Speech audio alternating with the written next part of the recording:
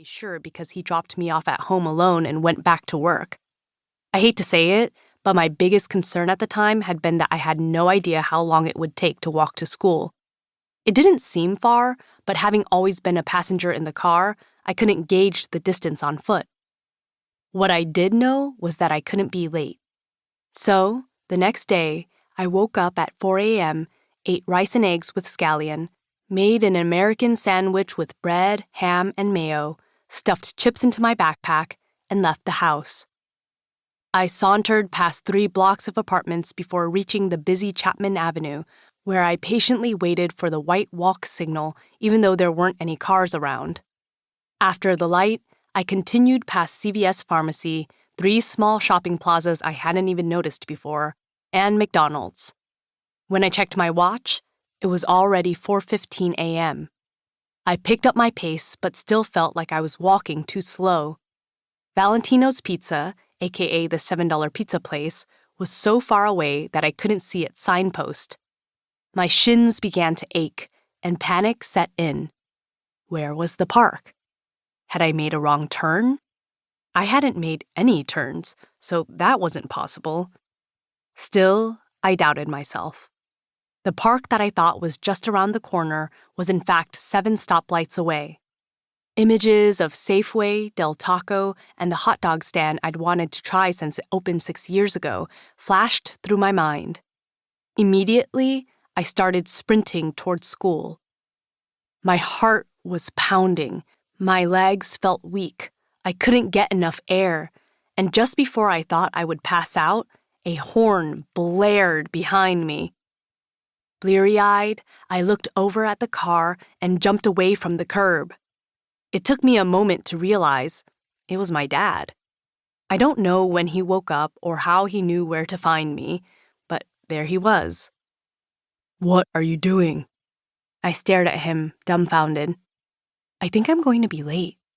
"Do you know what time it is?" I shook my head.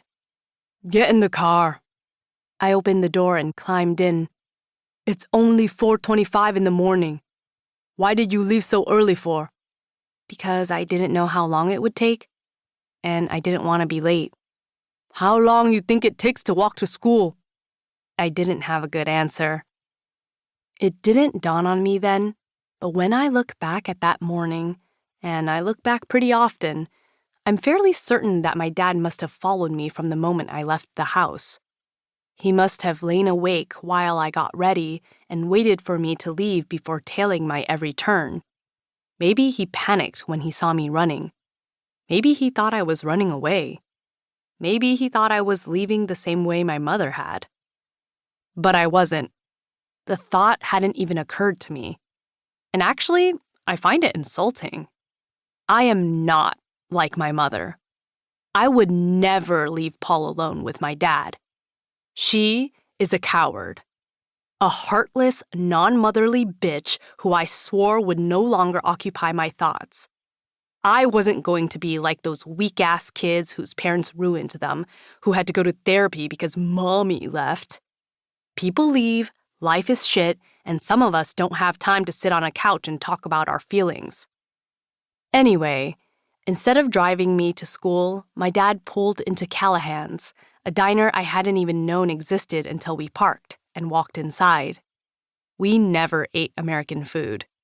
Maybe McDonald's on the rare occasion my mom wasn't able to cook, but never any food as fancy as Callahan's.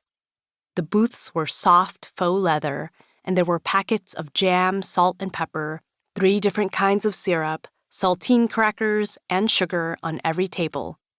And there weren't just a few booths either, but rows and rows of them. Once seated, I scanned the enormous menu. There were eggs and pancakes and waffles and burritos and ice cream sundaes. "What do you want to eat?" my dad asked. "I don't know. What are you having?" Honestly, I was more concerned with the prices.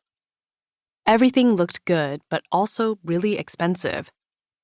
"I think I'll have the steak and eggs," my dad said, pointing to the picture.